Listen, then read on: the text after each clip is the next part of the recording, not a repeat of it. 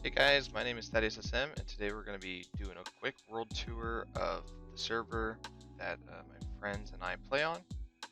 We're going to start here at the spawn area, and then we're going to branch out and look at some other players' bases.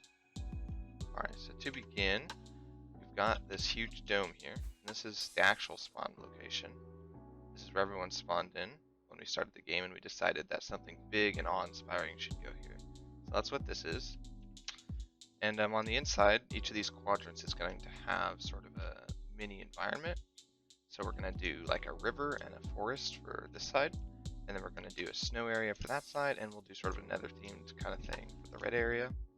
And then in the purple area, we were thinking we would do a toxic wasteland with like some big mushrooms and that sort of thing. Alright, so this is a racetrack that me and one of my best friends is working on. And it's not finished yet, but it's pretty fun. We're hoping to give it sort of a Mario Kart vibe. We've got some launchers, and we're doing not necessarily something super fast, just fun. So for each side, for each quadrant of the dome, or each exit of the dome, we're going to have a different area. So this is going to be mini games. We've got the racetrack that we're working on. On that end, we're not sure what we're going to do over there yet. Over here is the shopping area, and we have a lot of different shops that sell various things. So this first shop with the white banner with the blue flower, that one's mine. This shop right here is Simon the Boss's. He sells a variety of things. Everyone sells not a ton of different stuff, but there's some things. This is ThaddeusSM's shop. Then we've got a Bowerman right here. After that, we have Russell01, and that's this shop. He sells enchanted books. We've got my iron and gold shop, that's right here. Got a mob drop shop, that one's also mine. Then we have an end item shop, that the same guy who's working on the racetrack with me, he owns this one. We also have a secret area here, so if you press this button, I think it's this one, you can drop it down here, and, grab some music and get that going. Oh, there's one in there. Let's try this again. There we go. And then to get out of here, you have to go to the end, and there'll be a little button here. All right, let's keep this going. So the reason we have these huge entrances on the dome is that you can get in and out with elytra easier. It used to be that they were just little square entrances, kind of like this. Mostly I've been working on the dome.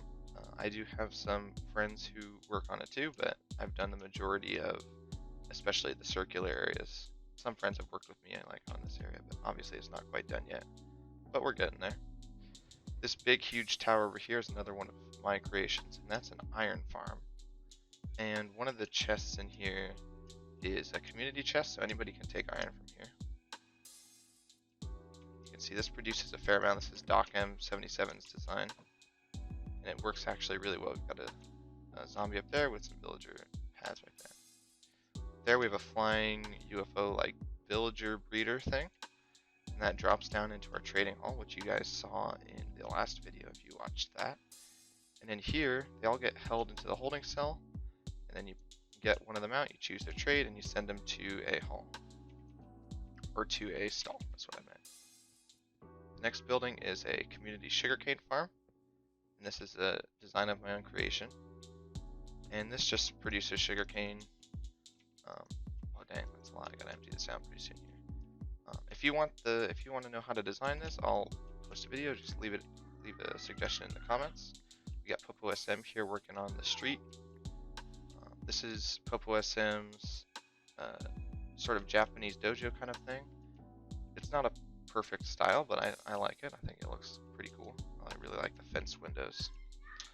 We have a restaurant here. This is also ThaddeusSM's. He's got some stuff in there. He's got cake, that kind of thing. This is a hospital that one of my friends is working on. And the same person actually built this art gallery. After that, we've got an apartment building that's going up here pretty soon. That's the same person who actually is working with me on the racetrack. This is ThaddeusSM's apartment building. And this is a temple that another person made. And here we have a music box. I'm not sure if I can actually play this, so I'm actually going to skip it.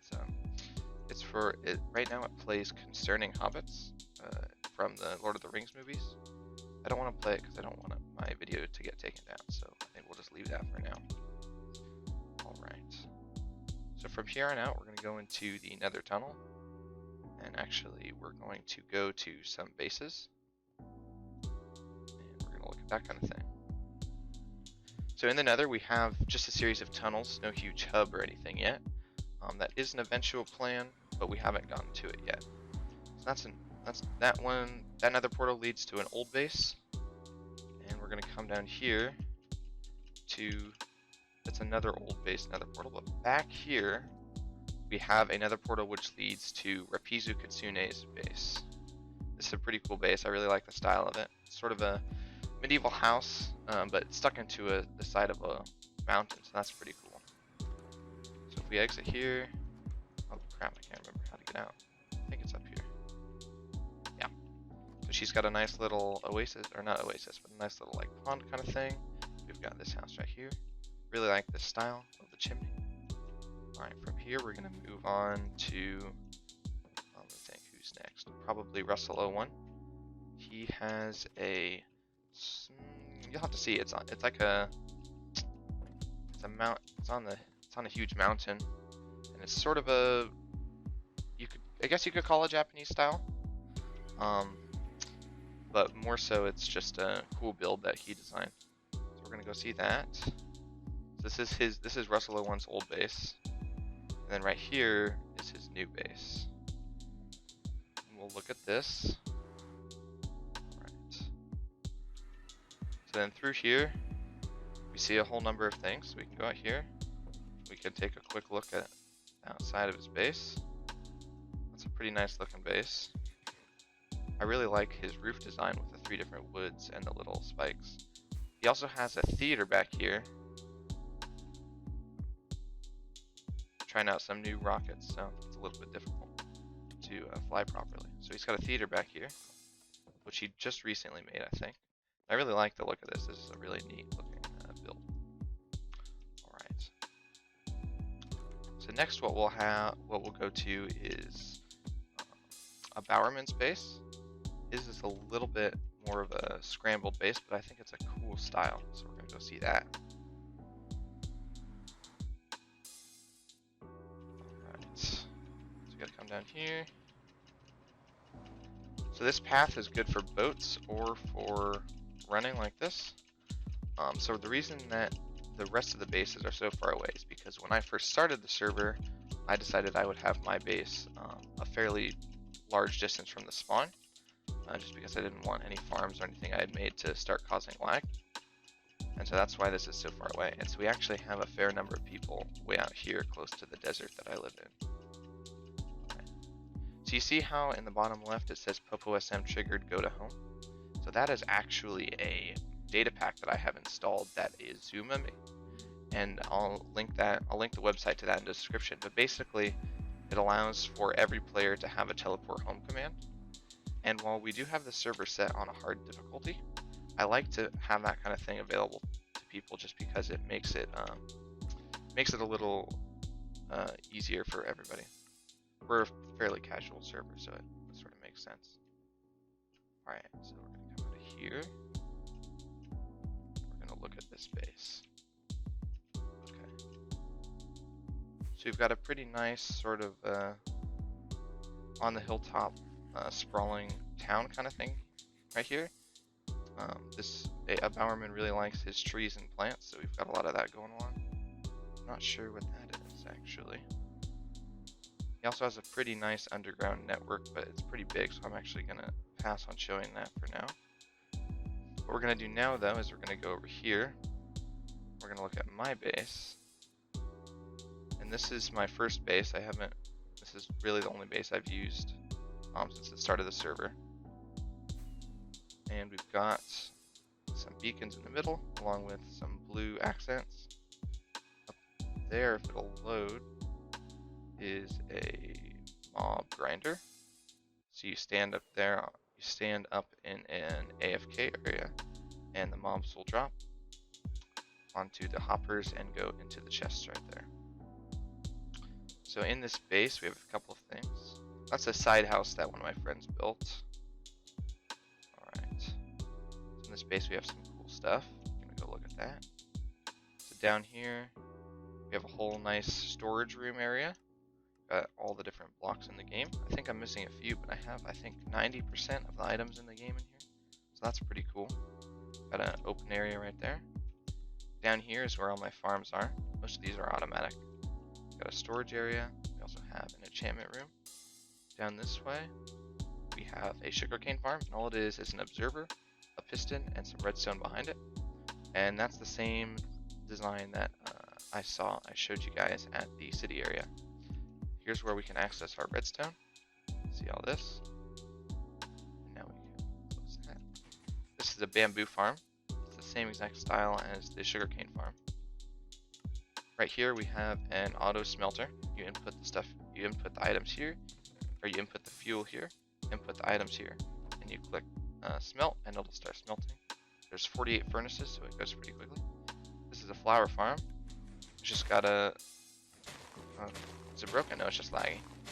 It has a dispenser at the bottom with some bone meal, and then there are just pistons that push it back and forth. This is an automatic melon and pumpkin farm. Right here is my regular crop farm. So this one, all you do is you click the lever and all the water will flow out. I'm pretty good on this stuff right now, so I'm going to leave it. I don't really feel like harvesting it. Alright. Right here's a netherwort farm. I don't have any netherwort planted right now, but when I do, it grows fairly quickly. This is a bone meal changer. You stick any extra crops you have in here, it'll come out the bottom as bone meal. This is a cactus farm of my own design. I like it because it actually has a really high efficiency. It's pretty expensive for each plant because you need a hopper minecart, but you lose very few plants. Alright, and then over here we can look at my stockpiles of items. So we have some sugarcane. I use that a lot, so it's always empty. We have some bamboo. Same thing there. I use a lot of it, so it's fairly it's usually empty. Flowers, or we have poppies, and then we have yellow flowers, wheat seeds, pumpkins, melons, wheat, carrots, if it'll open, beets, potatoes, beetroot seeds, netherwort, and cactus. A fair amount of cactus going already. Alright. So we'll move from here onto the next area. And so that's going to be a rock, paper, scissors minigame that I designed recently. Not recently, actually, it was a while ago. And so here, the way this works is 2 players stand on each side. So one will stand here, choose a spot, and then the other person, you can see whether or not you won or lost. And then all you have to do to reset it is click that, and the door will come back up. So I designed the game, but some things of this design are not my own, such as the door. The door is actually a mumbo jumbo design, and it's a 3 tall, any width piston door that uses gravity blocks. It's really cool. It's a really great design. Alright, from there we go over here, and we'll be able to see Jumper Bumper, and that's the person who's working with me on the racetrack. We'll be able to see his base, and it's sort of a castle house kind of thing he's got going on. He's been working on it recently, adding some new stuff. He's got like a loft up there. He has a bit of a garden over here, which I really like. I like the quartz a lot, and the bushes are really nice too. Over here, he's got his own little village that he's been working on. He's got an airplane, some buildings, that kind of thing. He likes using this blocky outwards facing log style, which I actually think is really cool, especially that top piece, those top pieces right there. From here, we're going to go over to ThaddeusSM space, and ThaddeusSM does a lot of farming, so you're going to see a lot of plants and that sort of thing. Recently, I pranked ThaddeusSM by placing down a ton of poppies from my iron farm, and I told him he'd been jammed. Yes, that was pretty funny. Let's just say he was not a fan, but it was pretty hilarious. Alright, up here we have a project that Jumper Bumper and ThaddeusSM worked on. It is a huge floating in the air village, which they call Toft. They've got a castle with a dungeon and that kind of thing, and all these villagers you're allowed to trade with. It's not quite as convenient as the trading hall that we built in the spawn area, but it is a really beautiful area, and they did a really nice job on it. Alright, so from here we're going to take a look at Bertita and T Master T's base. And they are not super active, but they do have a pretty nice house going on here, along with some farming stuff. And this road leads all the way up to a castle on a hill. They haven't finished it yet, but they're getting there. So up here you can see the beginnings of like a fortress, which is I think is going to be pretty cool. Alright, so next we're going to start looking at some farms, some various farms that we have in the world. So the most recent farm that was built, actually not the most recent, but one of the most recent was a gold farm. And to get to that we have to, it's sort of janky right now, but it's right up here with the scaffolding. I'll probably speed this up in editing. So here we have, I believe, Ilmango's gold farm design. I made one modification, which is that I added a holding box for the zombie pigmen because they kept falling out. So that's a nice fix. I would suggest doing that. It also makes it harder for when you're in this little box here to hit them with a bow, if you're using a bow. So in here, you can go in and we can see the storage system I have set up. You stand on the middle here, you shoot one of them with a bow, and they'll start coming. And then down here, we have a auto sorter, and this will sort all the items into their respective chests. Gold nuggets, gold bars, a whole lot of rotten flesh, and then all of the swords for right now I'm throwing right into lava. I know that that's sort of a waste because you could smelt the swords to turn them into gold nuggets, but it produces enough gold nuggets that it's easier to just have it be thrown into lava for now. So right here, we have the tunnel that leads back over to my portal, which is right over there. And this is the portal to the end dimension. Up here, we have my Wither Skeleton farm, which is Tango Tech's simple design. And this farm, if you're lucky, you can get 10 to 15 Wither Skulls an hour. Usually I can get 12 an hour if I spend a lot of time and nobody else is online. It's not particularly efficient, but it does the job, and it's definitely nice for getting beacons. So if we go back down, we'll go down and look at the Enderman farm, which is I think it's a Nembomb design, but I'm not sure. It's a little bit of my own design too. I do use the mechanic where you have the Endermite anger the Enderman, but instead of having them at the lowest level, which increases spawns, I actually have them at a little bit higher so that they can drop down, and that doesn't really make it more efficient. Technically you'd get more spawns if you had it lower, but as you can see I have it so it's a little bit raised, and that makes it a little bit easier to kill the Enderman once they get down to the bottom here. Down there we have the holding chamber, and from here, here's the Endermite. And then down here we have the actual killing chamber, so you can bring out your sword, kill them. This little holder right here is actually for TNT, so if you want to light a TNT, you can repair your tools a little bit faster, and that's always convenient. All right, so there's ThaddeusSM. Looks like he's about to repair some tools. So I think the last thing to show is actually the Guardian farm that I just recently built, and that's going to be all the way back down here. And we're gonna see that, and that's actually an Iskal85 design. He and Nembomb partnered and haven't made a tutorial yet, but I figured out how to build it just from watching his Hermitcraft video about it, and it really is a great farm. It's super easy to build, gives a lot of drops. The main reason I wanted to build the farm was for sea lanterns, because my base is most of it is blue, and redstone lamps, while they do give a nice contrast, just don't look as good as sea lanterns. And so I've been trying to farm for some sea lanterns, and this farm has really allowed me to do that. You should go check out Iskal85. He's one of my favorite hermit crafters. He does a lot of cool stuff with farms and also just general builds on there. Alright. So as you can see, we cleared all this out. We placed the glass up. The Guardians just drop down into here, and we have a pretty redundant storage system that you really should never need, but that spits out the items, and then they come into here. Oh dang, somebody's been AFKing, I think. And this is all open like that. A ton of fish. I don't even know what we're going to do with all that, and then this is for random items.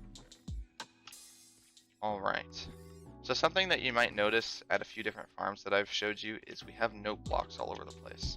That's because since we're on a realm server, it will kick you if you're AFK for longer than, I think, 5 or 10 minutes. And so in order to AFK, what you have to do is you have to change a button on your keyboard, like doing an arrow key, to right click, and then you can hold right click on one of these note blocks.